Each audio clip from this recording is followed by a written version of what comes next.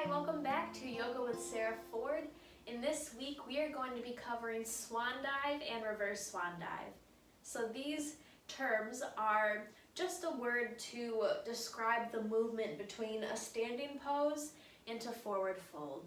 There are various ways that we can move from standing to a fold, and so this is a very common term that is used in a lot of practices. So I just wanted to break down these terms for you so that when it's spoken, you kind of know what people are talking about.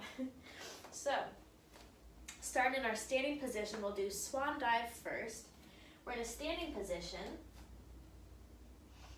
and here you can choose where your arms are placed. You can have them at heart center and maintain this pose, or you can inhale your arms up to the sky.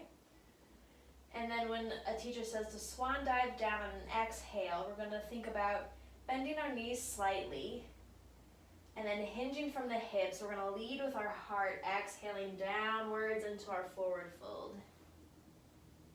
So that's swan dive. So you can do it with your arms loosened, letting them go, gracefully falling down to the mat, or you can have them at heart center.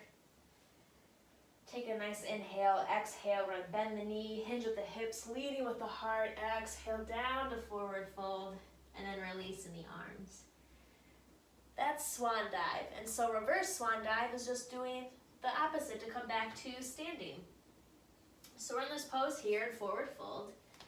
And to reverse swan dive, we have the feeling rooted in our feet. We're going to bend our knees. And on an inhale, we're going to lead with our head, followed by our heart, and hinging up from the hips, bringing the arms up to the sky, and then exhale back down. So moving between these two poses is just inhaling up, exhale, swan dive down, hinging at the hips, releasing to forward fold. Reverse swan dive is inhaling, rising up from the head, lifting through the legs, and then exhale, hands to heart center.